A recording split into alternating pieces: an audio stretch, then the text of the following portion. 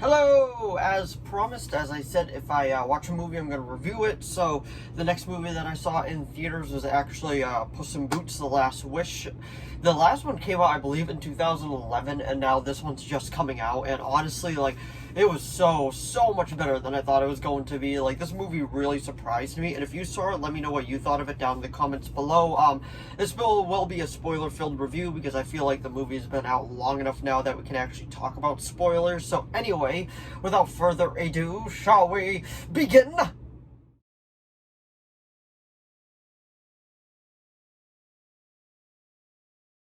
So, Puss in Boots: The Last Wish. Like I said earlier, this will be a spoiler-filled review, but if you want my general thoughts on it before we actually get into spoilers, I'm just pretty much going to say this movie was way better than I expected. The animation was just phenomenal in it. If you saw Spider-Man Into the Spider-Verse, that is exactly just the type of vibe this movie gave me, just like kind of like how Spider-Man was with the action sequences and all that, and even gave a little bit of like of a, for me personally, kind of like an anime influence. Like, that's kind of the vibe that it gave me. And honestly, like, just, it was a good story all around, and the motivations for all the characters were really good, and just overall, just the story was so, it surprised me with how good it was. I would probably give it an 8 out of 10, which is crazy thinking about. I would give a Puss in Boots film, because I thought the first one was just okay. I didn't think it was anything special. I thought it was one of the weakest ones within the Shrek universe, but yeah, Shrek universe. But this one, Puss in Boots: The Last Wish, I would put it as far up as the first two Shrek movies, because that's just how good it was. It definitely gave that vibe to of like the adult humor and all that, and the villain, they had no right going as hard as they did with the villain, and it was just so good. Like, the villain was so phenomenally done. It was just so good to watch, and the twist with the villain too, I was surprised with. But anyway, it's a good film for kids and adults alike. And the funny thing is, in my theater when I went to go see it, it was mostly teenagers and adults going to see this movie. I saw maybe like 10 kids throughout in a theater of maybe that sits 150, so that was just surprising to watch. But anyway, like I said, I would give it 8 out of 10. It's a very well done movie, and if you're still judging it off the first Puss in Boots movie, don't go give this one a watch first, because this one is definitely a lot better than that first one. But anyway, that was my spoiler free review, so now we're gonna get into the spoilers. And alright, let's talk about spoilers. So, the biggest thing I want to talk about is the two villains that they did. One of the villains was like the pie guy, I can't think of his name, but they did this tracking scene after he assembled the baker's dozen, because they bring back Puss in Boots' ex-girlfriend too, which is the same voice cast, which I was surprised with. They were like, oh no, we're keeping the same voice cast, and I was like, oh cool, like, they're actually doing that type of, they're keeping with the continuity, even though the animation style is different, because the first Puss in Boots movie was definitely in the vein of this style animation. But I think for the next Shrek movie, which I'm pretty much is all just but confirmed by now, is gonna be the new style of animation that they're doing with the new Puss in Boots movie. And the new DreamWorks intro is actually quite interesting too. I actually low-key love it. It has like Kung Fu Panda, Shrek, the Boss Baby, How to Train Your Dragon. It was just that kind of stuff, and I found it really cool to just watch, to see all those characters float by. But one of the villains was Jack Horton, I think his name was, like the guy with the pie that would go like this and then try it, and he had a purple thumb from trying so many pies, and he ended up being one of the main villains, besides the bounty hunter that was hunting down Puss in Boots, that we got a very quick scene with after he defeated the giant at the beginning. And I was surprised with how hard they decided to go on this villain, and he was like, I'm gonna hunt you down, Puss. No matter what, I will track you down, because that's what I do.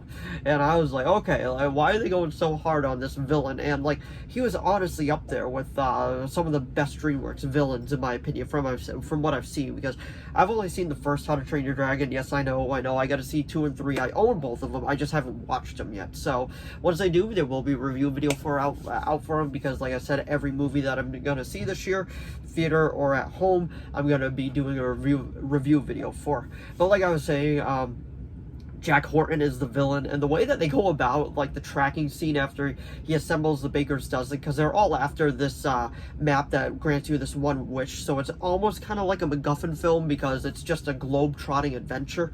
And the dog that's pretending to be a cat in it is low-key one of the best characters, and it makes you feel for him because he was obviously mistreated as a puppy within the story, and you're like, oh, I feel so bad for him, because honestly there are people out there that do that kind of crap, and it's really bad. Like those type of people honestly should never own animals at all, and it's the sad truth of like just how some people are, and it's disgusting, to be honest.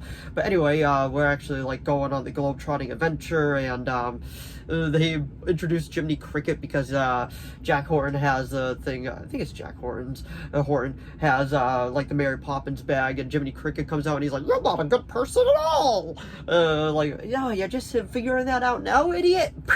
And like he ends up becoming super big at the end. But like the scene I keep getting sidetracked from is they have this like just this scene where it's like them all traveling, and it just shows Jack Horton like this with the globe, and then it just like it has no right as being as dramatic as it is. And then at the very end, because the bounty hunter is tracking Puss in Boots throughout all of them, because I should have said this at the beginning, but Puss has used up all of his 8 lives and he has 9, so he only has 1 more life left. And it's actually a very compelling character development, because everybody like most of the time they're like, I only had 1 life, and then he was like, yeah, but Puss in Boots always had 9 lives. And then like when he was inside the mirror or the dark forest, whatever it was, he was seeing all his other past lives, and he's like, what have I become? Like, it was actually like really good character development, especially for this movie that I expected just to be okay. Like, this movie surprised me completely. Like, I was not expecting it to be as good as it was, and then he ends up not making the wish, which I could see why he didn't do it because of the character development, and they end up ripping up the map so nobody gets the wish. And Goldilocks and the 3 bears, she ended up having a great character development too. I was surprised with how good her character development was with the 3 bears, and it even made you feel for her too. I'm like, wow, this movie has no right as going as hard as it does with these characters, but still it's doing it, and I am so surprised. And the fact that this movie is still selling out tickets even after it's been out, I believe, since Christmas, is just nuts. And like I said, it's just a good movie. Then we realize that the bounty hunter is actually Death, because he was like, you never appreciated anyone at your life, so let's just cut to the chase so we can end this life and you can die. And it was just surprising, like this amount of like just heaviness from a story they're putting into like a kid's animated film. Like, I was surprised. And then at the end, Puss in Boots decides to appreciate his 1 life, and then he's like, all right, I'll leave you be for now.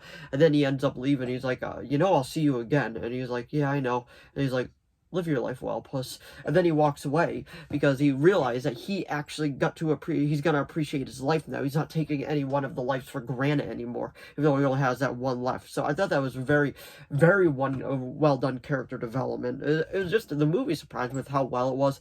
And then at the very end, it showed him sailing away with Kitty Softpaws and their new friend, the dog that's pretending to be a cat.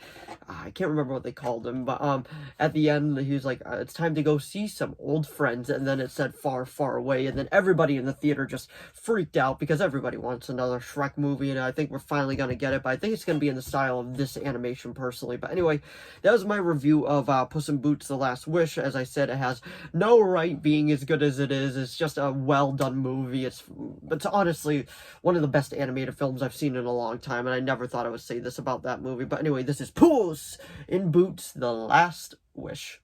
So if you enjoyed this video, please give it a like and a subscribe so I know to keep making more of these. If you have any video requests, please leave them down in the comments below. I'll do my best to reply. As of now, I only have 1 video request, so if you do have any more, just let me know. And as long as I reply, that doesn't mean I am going to be making it. As long as it is within my capability of making, I will definitely be doing it. And if you saw Puss in Boots: The Last Wish, let me know what you thought of it down in the comments below. Did you love it? Did you hate it? Did it surprise you a lot? Or did you think it was just okay? And let me know which film you thought was better, the first Puss in Boots or this one. But anyway, thanks for watching as always, and I'll see all of you in the next video. Bye!